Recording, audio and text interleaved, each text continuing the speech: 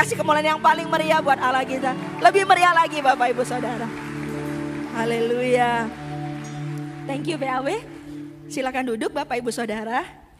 Ya, enggak kerasa tinggal berapa hari lagi kita sudah mengakhiri 2024 ya. Kayaknya baru kemarin deh.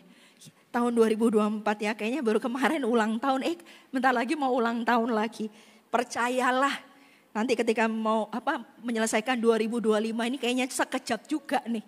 Gak kerasa nanti kita udah di ujung 2025. Waktu itu begitu cepat ya Bapak Ibu Saudara. Karena itu harusnya juga kerohanian kita di dalam Tuhan harusnya juga cepat naik gitu ya. Jangan cepat turun Bapak Ibu Saudara ya. Harus cepat bertumbuhnya dan bahkan cepat berbuah di dalam Tuhan. Setuju dengan saya? Katakan amin. Sepanjang hari ini Pastor Sam melayani ibadah 1-2, saya ibadah 3-4. Bapak Ibu Saudara ya, Anda bisa ikuti di YouTube Bali Nusra Timor Leste supaya Anda tidak ketinggalan suara penggembalaan. Tadi pagi Pastor Sam bilang tentang Tuhan adalah gembala yang baik. Ini dari versi Tuhan sebagai pemimpin dan gembala yang baik dari hatinya Tuhan. Lalu sesi keduanya Tuhan adalah gembalaku yang baik itu sesi dombanya. Ya, lalu tadi saya bicara tentang ucapan syukur dan sore ini saya bicara tentang akhir yang baik. Kita buka sama-sama di dalam Lukas pasal 5 ayat 1 sampai 11. Saya akan baca Bapak Ibu Saudara, penjala ikan menjadi penjala manusia. Pada suatu kali Yesus berdiri di pantai Danau Genesaret, sedang orang banyak mengerumuni dia hendak mendengarkan firman Allah. Ia melihat 2 perahu di tepi pantai, nelayan-nelayannya telah turun dan sedang membasuh jalannya. Ia naik ke dalam salah satu perahu itu, yaitu perahu Simon, dan menyuruh dia supaya menolakkan perahunya sedikit jauh dari pantai. Lalu ia duduk dan mengajar orang banyak dari atas perahu. Setelah selesai berbicara, ia berkata kepada Simon, bertolaklah ke tempat yang dalam dan tebarkanlah jalamu untuk menangkap ikan. Simon menjawab, Guru, telah sepanjang malam kami bekerja keras dan kami tidak menangkap apa-apa. Berarti kondisi ketika Simon Petrus dan teman-teman dan saudaranya itu sedang menghela jalannya, dia itu sedang membersihkan jalannya, itu berarti kondisinya mereka baru saja melaut. Dan sepanjang malam mereka itu di tengah laut berharap mencari ikan, tapi ternyata mereka tidak menemukannya. Jadi kondisi ketika pagi hari itu Tuhan Yesus sedang mengajar orang banyak, Bapak Ibu Saudara, Tuhan Yesus sedang berkhotbah, dia pakai perahunya Simon Petrus. Tuhan Yesus naik ke perahunya Simon Petrus dan perahu itu sedikit menjauh dari pantai. Selesai mengajar itu barulah Tuhan Yesus berkata kepada Simon Petrus, disuruh bertolak ke tempat yang dalam, tebarkan jalamu untuk menangkap ikan. Simon menjawab, Guru, telah sepanjang malam kami bekerja keras. Nah Bapak Ibu Saudara, jadi kita bisa agak bayangkan ketika mereka menangkap ikan itu, mereka itu bekerja keras. Jadi benar-benar mungkin tenaganya, hektiknya dan segala macam. Dan situasi dan kondisinya itu sesuatu yang namanya kerja keras gitu ya Bapak Ibu Saudara. Berarti sesuatu effortnya yang sangat besar gitu. Lalu dikatakan begini, kami bekerja keras dan kami tidak menangkap apa-apa. Jadi mereka itu bayangannya tidak menunggu ikan, nunggu ikannya masuk dalam jalannya, enggak. Tapi mereka do something, melakukan sesuatu supaya mereka bisa menangkap ikan. Dan itu bukan sebuah effort yang cuma biasa, tapi effort yang lebih dari biasanya. Karena statementnya berkata bekerja keras. Dan kami tidak menangkap apa-apa, tetapi karena Engkau yang menyuruhnya, aku akan menebarkan jala juga. Tapi karena Tuhan suruh bertolak ke tempat yang dalam, tebarkan jalamu, kamu akan menangkap ikan. Tapi karena Tuhan yang suruh, aku akan pergi juga. Dan setelah mereka melakukannya, mereka menangkap sejumlah besar ikan sehingga jala mereka mulai koyak. Lalu mereka memberi isyarat kepada teman-temannya di perahu yang lain supaya mereka datang membantunya. Dan mereka itu datang, lalu mereka bersama-sama mengisi kedua perahu itu dengan ikan hingga hampir tenggelam. Ketika Simon Petrus melihat hal itu, ia pun tersungkur di depan Yesus dan berkata, Tuhan, pergilah daripadaku karena aku ini seorang berdosa. Sebab ia dan semua orang yang bersama-sama dengan dia takjub oleh karena banyaknya ikan yang mereka tangkap. Demikian juga Yakobus dan Yohanes, anak-anak Zebedeus yang menjadi teman Simon. Kata Yesus kepada Simon, jangan takut, mulai dari sekarang engkau akan menjala manusia. Dan sesudah mereka menghela perahu-perahunya ke darat, mereka pun meninggalkan segala sesuatu lalu mengikut Yesus. Nah Bapak Ibu Saudara, akhir bahagia, akhir yang baik terjadi dalam kehidupan Simon Petrus dan teman-teman lainnya. Karena pertamanya mereka berusaha dengan bekerja keras, semalam-malaman mereka cari ikan, tidak dapat Bapak Ibu Saudara. Tapi karena Tuhan yang menyuruhnya dan mereka melakukannya sehingga mereka menangkap sejumlah besar ikan. Dan bukan cuma mereka yang dapat, tetapi orang di sekitarnya juga memperoleh berkatnya. Yaitu teman-temannya dipanggil, perahu teman-temannya juga dipanggil. Sehingga perahu-perahu temannya itu juga hampir tenggelam, penuh dengan ikan. Bapak Ibu Saudara, kita akan belajar akhir yang baik ini dari kisah Simon Petrus yang sedang menghela jalannya ini. Bertolak ke tempat yang dalam. Apa yang kita pelajari dari perikop ini? Yang pertama Bapak Ibu Saudara ya, ayat yang ketiga dikatakan begini. Ia naik ke dalam salah satu perahu itu, yaitu perahu Simon, dan menyuruh dia supaya menolakkan perahunya sedikit jauh dari pantai. Poin yang pertama, supaya kita mengalami akhir yang baik dalam kehidupan perjalanan iman kita sama Tuhan, maka yang pertama kita harus tahu ini, bahwa Tuhan datang pada saat-saat yang paling kita butuhkan. Poin yang pertama Bapak Ibu, Tuhan Yesus itu datang pada saat yang paling dibutuhkan oleh Simon Petrus. Kenapa? Karena dia sudah semalam-malaman bekerja keras. Sudah semalam-malaman dia berusaha menangkap ikan. Dia sudah pulang akhirnya dengan tangan hampa. Dia nggak dapat apa-apa, jarahan nggak ada, ikan nggak ada. Dia nangkep, dia cuma bersihin jalannya. Sudah nggak bisa lihat ada mujizat mungkin dalam kehidupannya. Dia tidak lihat ada pengharapan. Dia sudah gagal. Dia sudah merasa gagal. Dia sudah bekerja keras. Tapi dia tidak memperoleh apa-apa. Dan ketahuilah Tuhan datang pada saat-saat yang kita butuhkan. Halo, katakan amin. Ini harus ditangkap. Karena kalau sebagai orang Kristen kita gagal menangkap poin ini, maka kita pasti akan terhilang. Kenapa? Karena ketika orang ada di titik terendah, itu adalah masa yang tidak gampang dalam hidup seseorang. Orang ada di titik paling bawah, itu paling gak gampang Bapak Ibu Saudara. Kenapa bisa kayak gitu? Iya, karena dia akan merasa sendirian, dia akan merasa gagal, dia merasa tertolak, dia merasa tidak berharga, dan dia merasa tidak berdaya. Di titik ini sebenarnya orang itu gagal. Sebenarnya bukan masalah membuat dia gagal. Tetapi ketika dia mempunyai perasaan yang seperti itulah, dia akan mengalami kegagalan. Karena itu poin pertama, supaya kita mengakhiri hidup perjalanan kerohanian kita dengan baik, kita harus tahu kebenaran ini di dalam hati kita. Bahwa Tuhan itu ada di masa-masa di mana kita paling membutuhkan.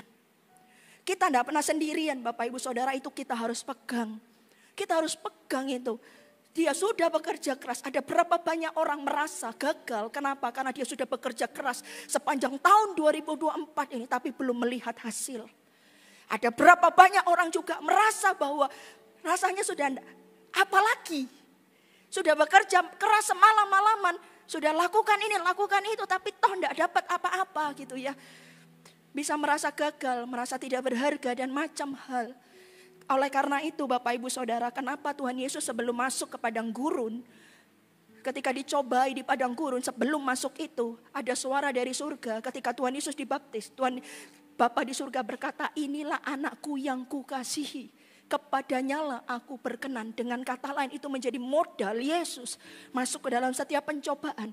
Kenapa? Karena ketika dia punya perasaan dikasih dan dicintai, perasaan itulah yang membuat Yesus menang menghadapi setiap pencobaan. Ada rasa aman di dalam dirinya. Bahwa ketika dia dicobai, ubahlah roti ini, batu ini menjadi roti. Manusia, ada tertulis manusia hidup bukan dari roti saja, tapi dari setiap firman yang keluar dari mulut Allah. Jatuhkanlah dirimu dari bumbungan bait Allah, nanti pasti akan ada malaikat yang menata engkau. Ada tertulis, tidak perlu mencobai Tuhan Allahmu. Lalu ini kemegahan semua dunia ku berikan kepadamu asal engkau menyembah aku. Ada tertulis, engkau menyembah cukup kepada Yesus saja, Tuhan saja, tiada yang lain. Ada rasa aman. Nah Bapak Ibu Saudara, supaya kita mengakhiri hal yang baik dalam perjalanan kerohanian kita di dalam Tuhan, kita harus ingat ini. Tuhan itu selalu ada pada masa-masa yang paling kita butuhkan. Kalau ada orang yang berkata kamu sendirian, enggak. Yesus bersama dengan kamu, bersama dengan kita, katakan amin. Itu pegangan kita. Siapa bilang kita sendirian? Saya pernah khotbahkan ini Bapak Ibu Saudara. Anda bisa lihat secara versi lengkap. Saya tidak khotbahkan yang ini. Saya cuma memberitahu Anda akhir yang bahagia. Poin yang pertama ini. Ada Tuhan di masa-masa yang kita butuhkan. Kita tidak pernah sendirian. Kenapa? Karena kita pengikut Yesus. Kristen bukan agamawi. Kristen itu pengikut Kristus. Dan kalau pengikut Kristus, kalau Yesus di gunung yang tinggi, berarti kita di gunung yang tinggi. Kalau Yesus dalam lembah kekelaman, berarti kita dalam lembah kekelaman. Karena pengikut Yesus itu kita tuh digandeng sama Tuhan Yesus. Tuhan Yesus itu gandeng kita. Nah kalau Tuhan Yesus ada di gunung yang tinggi, maka kita di sana. Kalau Tuhan ada di lembah kekelaman, kita di sana. Nah Bapak Ibu Saudara, ketika Simon Petrus mengalami bahwa dia semalam-malaman, dia kerja gak dapat apa-apa. Yesus juga ada di sana. Yesus ada bersama dengan Simon Petrus. Karena itu kalau hari ini mungkin Anda sebentar lagi kita akan mengakhiri 2024. Tapi Anda belum melihat jalan terang. Anda belum melihat jawaban doa. Jangan takut, jangan khawatir. Yesus ada di masa-masa yang paling Anda butuhkan. Engkau tidak sendirian, Tuhan. Kalau kita berseru sama Tuhan boleh, tapi kita punya perasaan sendirian atau apa itu enggak boleh. Kenapa? Karena Yesus selalu ada di semua musim hidup kita. Simon Petrus itu, kenapa sih kok yang dipilih perahunya Simon Petrus? Ya karena Tuhan punya urusan sama Simon Petrus. Bapak Ibu Saudara, Yesus yang paling penting ini loh, Yesus ada dalam perahu hidupmu. Halo, katakan amin. Yesus ada dalam perahu hidupmu. Ayo, kekristenan itu adalah sebuah perjalanan. Kadang kita bisa di gunung yang tinggi, kadang kita bisa di lembah. Kadang kita bisa di puncak, tapi kadang kita ada di titik terendah. Tapi ketahuilah sekalipun kau ada di titik terendah, Yesus ada di sana. Yesus ada di sana. Katakan amin. Katakan amin. Ingat masih pujian itu? Ku kagumi caramu mencintaiku, kau ada di cerita proses hidupku. Di titik terendahku, kau hadir tuh mengangkatku, kau tak pernah menyerah akan hidupku. Tak terbatas, tak terduga caramu,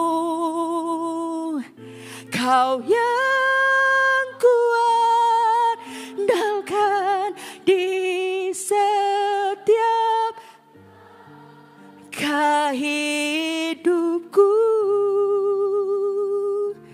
Tak terbatas kuasamu, tak terduga caramu, kau yang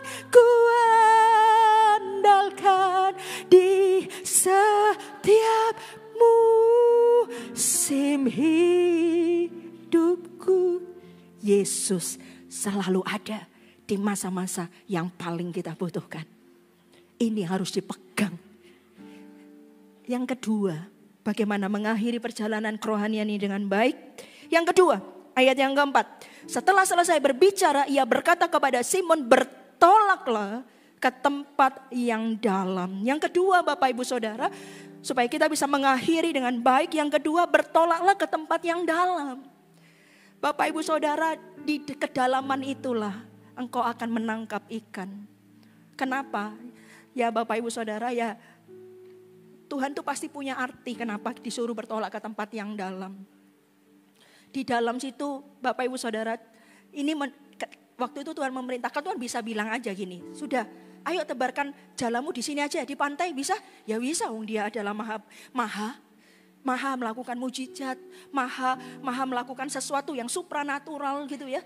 Bisa, ya bisa aja. Tebarkan jalamu, gak usah bertolak ke tempat yang dalam. Di sini aja, langsung tebarkan. Apakah tiba-tiba gak dia dapat ikan? Bisa aja. Tapi hari itu Tuhan memerintahkan bertolak ke tempat yang dalam. Dengan kata lain, di kedalaman itu kamu baru dapat ikan. Bapak Ibu Saudara, kalau kita mau mengakhiri kerohanian kita dengan baik, tidak ada lain, tidak ada bukan. Kita harus bertolak ke tempat yang dalam. Masuk lebih dalam hadirat Tuhan. Masuk lebih dalam 1000 hasta. Masuk 1000 hasta. Ini airnya masih di mata kaki. Suruh masuk 1000 hasta lagi. Itu ada di lutut. Suruh masuk 1000 hasta lagi. Itu baru di pinggang. Suruh masuk 1000 hasta lagi. Kamu tenggelam. Di situ ketika tenggelam itu, air tawar menjadi air laut, ada banyak mujizat terjadi, ada banyak hal-hal supranatural terjadi. Bapak Ibu Saudara, karena itu Tuhan selalu menginginkan orang-orang Kristen tidak di permukaan. Jadilah orang Kristen di kedalaman, Bapak Ibu Saudara. Orang Kristen yang terus masuk di dalam hadirat Tuhan lebih dalam terus masuk. 1000 hasta masih di mata kaki, jangan puas. Kalau kita di kolam renang masih di mata kaki, besar kemungkinan untuk malas renang itu bisa besar kemungkinan. Kenapa? Masih di mata kaki. Aduh, dingin. Aduh, nggak enak, panas. Nanti gosong. Aduh, dingin. Aduh, airnya dingin. Peluang untuk tidak jadi tenggelam itu sangat besar. Oleh karena itu, kenapa ketika kita menjadi orang Kristen tapi kita di pelataran, Tuhan itu nggak mau kita jadi orang Kristen di pelataran. Suruh masuk lebih dalam. Ke dalam ruang kudus, kepada ruang maha kudus. Karena di pelataran banyak penukar uang. Banyak orang jualan binatang, nggak salah pada zaman itu.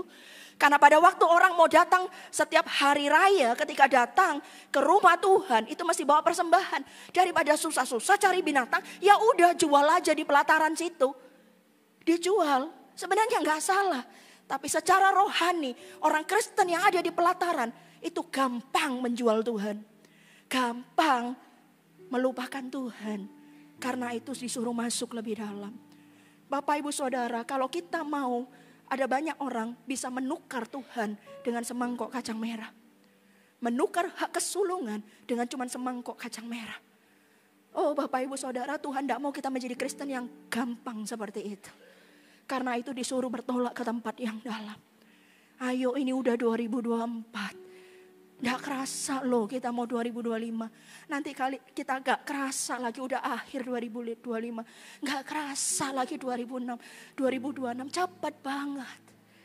Bagaimana dengan kerohanian kita sama Tuhan? Apakah kita sudah di kedalaman? Apakah kita Kristen napas? Apa itu napas? Natal dan Paskah. Tentu tidak dalam nama Yesus. Kita mau Kristen semakin hari, semakin minggu, semakin bulan dan semakin tahun, semakin masuk dalam kedalaman. Katakan amin. Kasih tepuk tangan yang paling meriah buat Allah kita. Jelas instruksi Tuhan, bertolaklah ke tempat yang dalam. Tuhan suka ketika kita jadi orang Kristen di kedalaman. Masuk 1000 hasta masih di mata kaki, 1000 hasta lagi di lutut, 1000 hasta lagi di pinggang. Bapak Ibu Saudara, kenapa Tuhan suka kita masuk ke dalaman? Karena semakin dalam kita mengenal Tuhan, maka kita menjadi semakin serupa dengan Dia. Semakin kita sering bergaul karib dengan Dia, semakin karakter-karakter kita ini disempurnakan sama seperti Dia. Dan setiap rahasia-rahasianya akan diberitahukan kepada anak-anaknya, kepada orang-orang yang Dia kasih. Semakin kita mengenal jalan-jalannya, semakin kita bisa mengerti apa yang menjadi kehendaknya. Kalau kita semakin ada di kedalaman, kita semakin mengerti apa yang menjadi kehendaknya, Bapak Ibu Saudara. Kita akan semakin mengerti apa yang jadi jalan-jalannya. Coba, kalau orang tua dekat sama anak dan anak dekat sama orang tua, apa yang dibicarakan? Banyak hal. Banyak hal. Yang pastinya kalau heart to heart, semakin heart to heart, apa yang dibicarakan? Nak, kamu tuh pengen apa sih? Pengen tahu apa yang ada di hati anaknya, betul? Demikian juga anaknya. Semakin dekat dengan orang tuanya, apa yang akan terkatakan? Apa yang ada di hatinya? orang tua dekat dengan anak, apa yang akan terjadi? Apa yang ada di hatinya akan diberitahukan kepada dia. Semuanya sesuai dengan waktunya dan sesuai dengan usianya dan sesuai dengan kerinduan orang tua itu. Diberitahukan. Tapi kalau kita lihat anak kita jauh sama kita sulit bicara. Kalau anak kita jauh sama kita sulit ngomong. Jangan boro-boro ngomong apa yang ada di hati orang tuanya. Yang ada cuman kamu jangan ini, jangan komplain. Tapi begitu semakin dekat Bapak Ibu Saudara, kayaknya jauh gitu ya, kalau hubungannya jauh begitu. Tapi kalau hubungannya dekat, semua yang ada di hati orang tua akan diberitahukan kepada anak-anaknya. Dan kalau kita dekat sama bapak kita, orang tua kita, misunderstanding itu akan jarang terjadi. Kesalahpahaman itu akan jarang terjadi. Demikian orang Kristen yang masuk ke dalam kedalaman, jarang orang Kristen itu bisa kecewa sama Tuhan.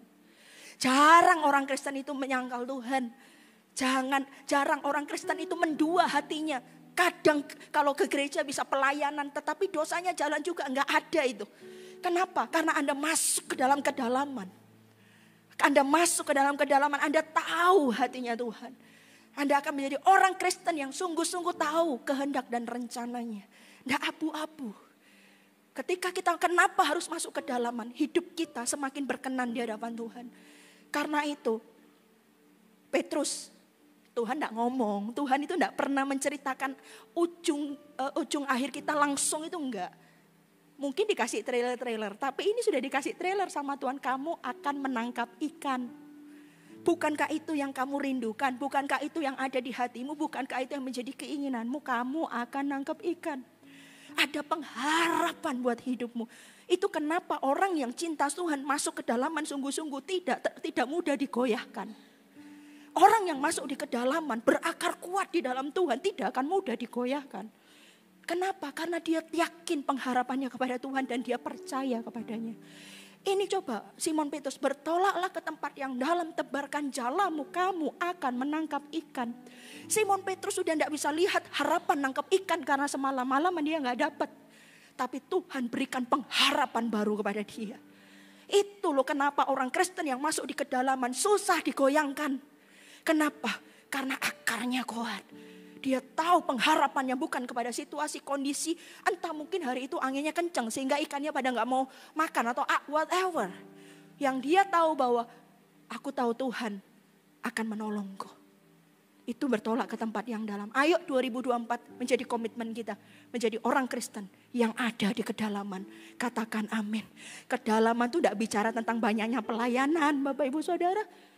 Kita bisa banyak pelayanan. Tapi kita lupa kedalaman. Kedalaman itu beda dengan pelayanan. Nanti dari kedalaman Anda akan pelayanan. Tetapi pelayanan bukanlah tolak ukur kita sedang ada dalam kedalaman. Karena ada berapa banyak orang pelayanan bisa juga capek secara rohani. Lu kok melayani Tuhan kok bisa capek? Karena jangan-jangan engkau tidak sedang dalam kedalaman. Karena itu bertolaklah ke tempat yang dalam. Tebarkan jalamu, kamu akan dapat ikan. Itu akhir yang baik, kita pegang ini. Kita mau masuk ke dalam hadirat Tuhan lebih dalam. Yang ketiga Bapak Ibu Saudara, bagaimana supaya kita mengalami akhir yang baik? Yang ketiga, ayat yang kelima firman Tuhan bilang begini, Simon menjawab, Guru, telah sepanjang malam kami bekerja keras, kami tidak menangkap apa-apa, tetapi karena Engkau menyuruhnya, aku akan menebarkan jala juga. Yang ketiga Bapak Ibu Saudara, supaya kita akhir iman kita menjadi baik. Yang ketiga, kita taat. Ketaatan yang melampaui akal pikiran. Kalau kita bisa taat sama Tuhan, sudah melampaui akal pikiran kita. Wow, kita akan ada kemuliaan di ujung hidup kita. Maria, Yusuf itu mengalami ketaatan di luar akar pikiran mereka. Bayangkan Maria, dia ini seorang gadis, tiba-tiba mengandung bayi dari Roh Kudus. Itu bukan sesuatu yang mudah. Dia harus belum menikah sama Yusuf, tapi dia sudah mengandung. Tapi dia taat sekalipun di luar akal pikirannya. Yusuf juga, kamu ambil Maria itu menjadi istrimu. Maria itu sudah mengandung tapi bayi Roh Kudus. Tapi apa yang dikatakan oleh firman Tuhan? Yusuf adalah seorang yang tulus. Karena tulus, lalu dia itu ingin meninggalkan Maria supaya tidak mencemarkan namanya Maria. Menurut saya, dia ini tulus untuk orang lain apa tulus untuk dirinya sendiri? Dia mau pergi secara diam-diam meninggalkan Maria. Tetapi malaikat Tuhan datang dan berkata, itu bayinya itu bayi dari Roh Kudus. Nanti dari bayi itu yang akan menyelamatkan dunia. Akhirnya firman Tuhan katakan, Yusuf taat. Taat di luar akal pikiran. Kalau taat sesuai masih dengan pikiran kita gampang Bapak Ibu Saudara. Taat melakukan sesuatu sesuai masih masuk akal dengan pikiran kita itu gampang. Tapi ini Simon Petrus itu juga di luar akal pikirannya. Lah aku ini sudah semalaman nangkep ikan. Cari ikan tapi gak dapet. Dan si Simon Petrus ini bukan nelayan kemarin sore. Si Simon Petrus ini adalah nelayan yang expert. Tapi ini luar biasa. Tapi karena engkau menyuruhnya, aku pergi juga. Ini poin Bapak Ibu Saudara. Aku menyuruhnya, Tuhan tidak memerintahkannya loh. Kalau memerintahkan mau enggak mau berangkat. Tapi Tuhan menyuruh. Namanya menyuruh itu bisa dijalankan, bisa ditolak. Ini di pikirannya Simon Petrus gak masuk akal ini. Aku tadi malam sudah cari ikan gak dapet. Disuruh pergi ke sana. Tapi Simon Petrus luar biasa. Cuma disuruh bukan diperintah. Dia pergi juga. Bapak Ibu Saudara, kita punya kehendak bebas untuk tidak taat. Tapi kalau engkau mau akhir perjalanan kerohanianmu ini baik. Sampai nanti kita pulang ke rumah Bapa di surga. Sampai kita ini meninggal. Maka ambillah ketaatan ini menjadi sikap hatimu sekalipun di luar akal pikiran kita. Bagaimana aku harus minta maaf? Aku tidak salah, dia yang salah. Di luar akal pikiran, jelas loh ini nggak bohong loh. Saya nggak salah. Bagaimana saya disuruh minta maaf? Tapi kalau itu disuruh sama Tuhan, memang pilihan di tangan Anda untuk Anda melakukannya atau tidak. Pilihan ada di tanganmu.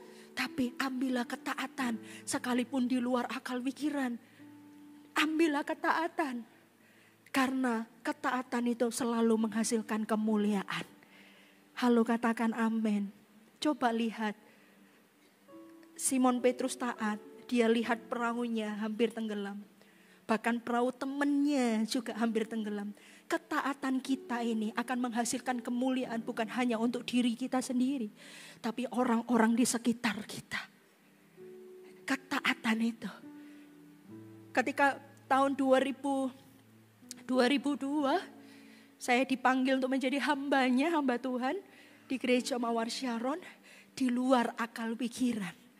Gak pernah punya mimpi jadi hamba Tuhan dan gak pernah punya bayangan akan suatu ketika ditanyain, dipanggil untuk menjadi hambanya melalui gereja Mawar Sharon. Gak pernah punya gambaran itu. Tapi 2002 berarti 22 tahun yang lalu. Di luar akal pikiran.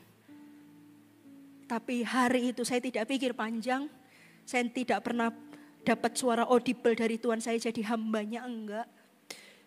Saya cuma tahu bahwa dengan apa aku balas kebaikan-Mu Tuhan. Kecuali kasih hidup ini untuk Tuhan. Saya menjawab iya. Padahal belum ngomong sama orang tua juga. Hari itu saya jawab iya. Saya mau. Lalu setelah itu saya minta izin ke orang tua, papa mama saya. Papa mama saya berat. Karena di luar skenario. Di luar dari akal pikiran orang tua saya juga. Tidak pernah bayangkan anaknya jadi pendeta. Di luar pikiran. Tapi saya bilang sama mama, papa saya. Tapi Lani percaya, sekalipun Lani tidak dengar secara audible. Tapi Lani cuma mau kasih hidup ini buat Tuhan. Berapa bulan kemudian tiba-tiba mama saya telepon. Dan bilang, Lan mama dapat ayat ini. Mama tahu kamu dipanggil jadi hamba Tuhan. Kamu jadi hamba Tuhan yang seperti ini. Itu dibacakan ayatnya. Hari itu seperti restu dari orang tua. Dan semenjak hari itu sampai hari ini menjadi hambanya. Di luar pikiran.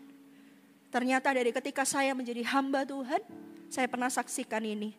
Papa saya udah 2 tahun yang lalu meninggal Dan papa saya meninggal dalam kebenaran. Kata-katanya sebelum beliau meninggal, karena papa saya meninggal mendadak, tidak ada tanda-tanda. Malam aja 2 malam sebelum meninggal itu bicara sama mama saya sampai malam, sampai jam 11. Orang tua saya pagi, jadi jam 8 tuh sudah tidur karena bangun jam 3:30, bangunnya pagi. Tapi hari itu 2 malam sebelum meninggal, papa mama saya itu ngobrol sampai jam 11 malam di tempat tidur. Di hari yang kedua itu ngobrol dan bilang begini, saya percaya, saya diizinkan dengar ini. Karena kayak Tuhan memberikan Tuhan itu kasih itu kepada saya. Karena sebelum saya jadi hamba Tuhan dan berkata iya, saya cuma doa gini sama Tuhan, Tuhan kalau aku jadi hambamu, aku cuma titip satu. Karena yang terbesar, kepikiran saya terbesar cuma satu, hari itu orang tua, karena saya juga belum punya keluarga. Aku titip hamba, titip papa dan mama. Saya pesan itu sama Tuhan, aku akan all out jadi hambamu. Aku akan beri yang terbaik untuk engkau. Aku tidak akan hitung-hitungan Tuhan. Cuman aku titip orang tuaku, papa mama. Papa mama sudah Kristen tapi belum sungguh-sungguh, mama lebih sungguh-sungguh. Kerinduan saya papa lebih sungguh-sungguh lagi bisa melayani bersama mama. Dan yaitu akhir hidupnya papa memberikan kesaksian. Ketika hari terakhir itu, malam papa saya cerita bilang sama mama saya, bersyukur ya lihat anak cucu menantu. Kita bisa hidup kayak gini ini. Dia bilang begini, karena ini bahasanya orang kita ya, orang Jember ya, kecipratan. Kecipratan sungguh-sungguhnya Samuel dan Lani. Kecipratan itu rema-remanya kita ini bisa lihat keluarga kayak gini. Lalu papa saya bilang gini, mulai sekarang ayo lebih sungguh-sungguh sama Tuhan. Ayo cinta Tuhan lebih sungguh, hidup kudus kata papa saya. Lalu papa saya bilang gini, nanti Selasa buatin bakmoy untuk orang-orang CG. Setelah itu mama saya lihat jam, ayo tidur udah malam jam 11.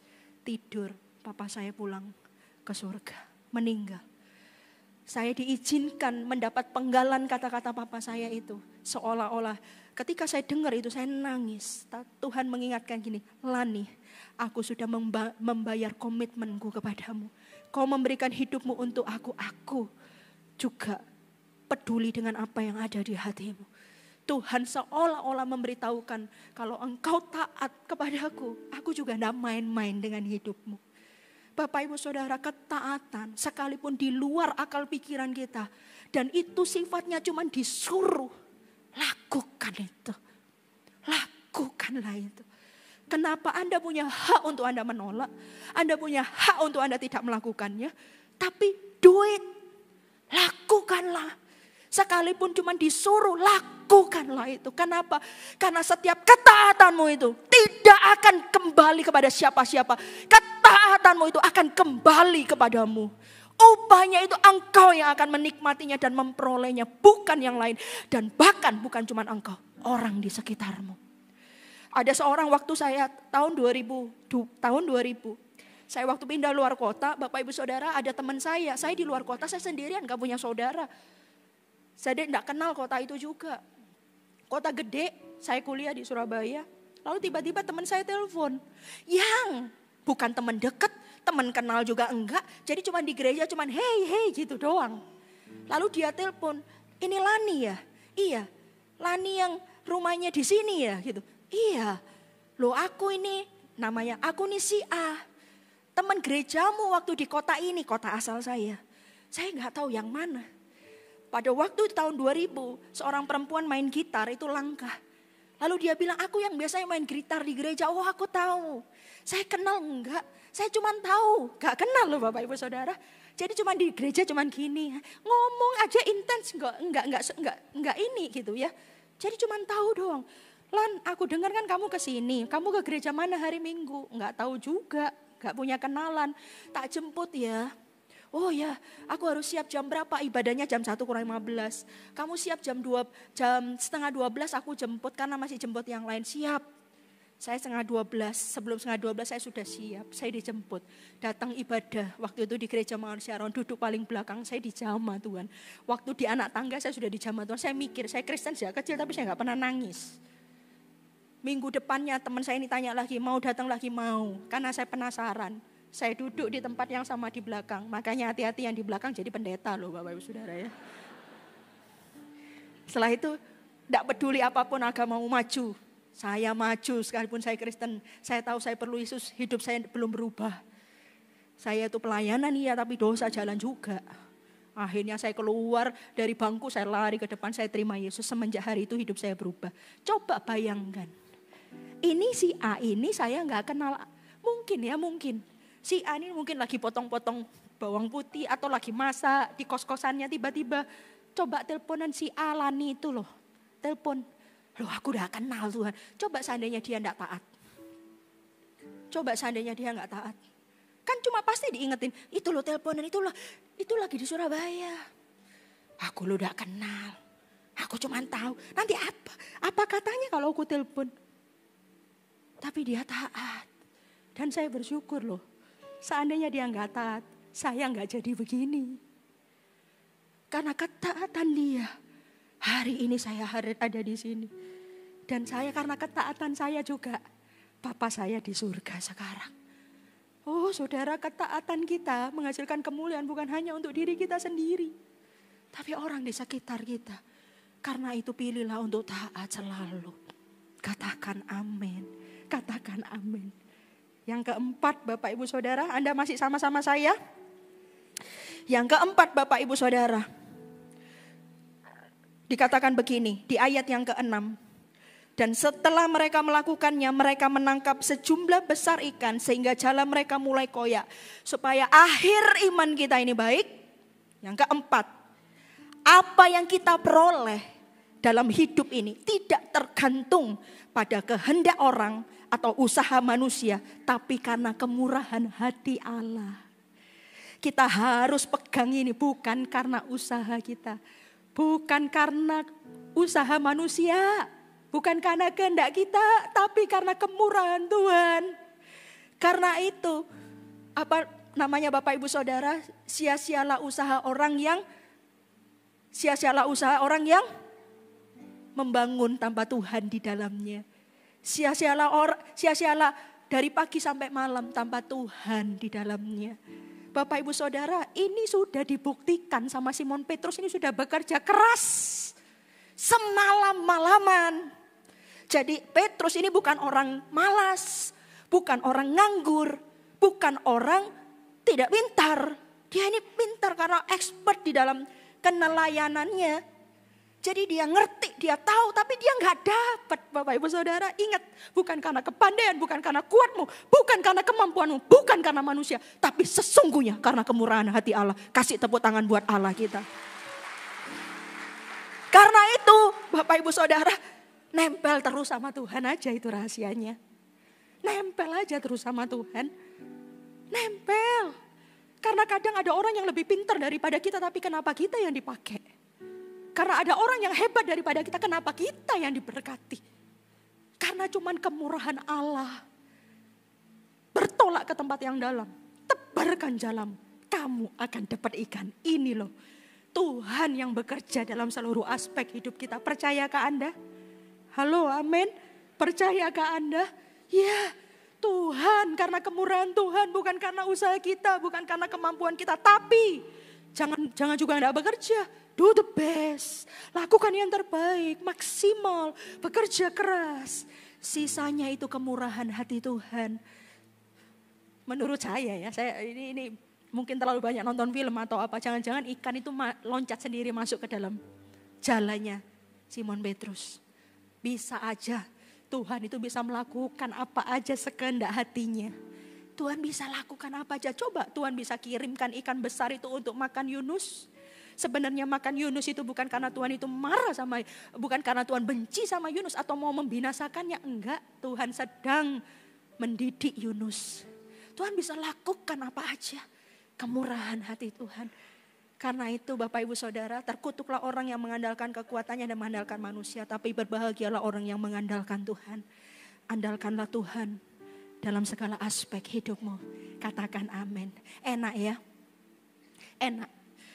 Ketika kita punya pegangan yang segitu luar biasa, pribadi yang luar biasa yaitu Tuhan Yesus.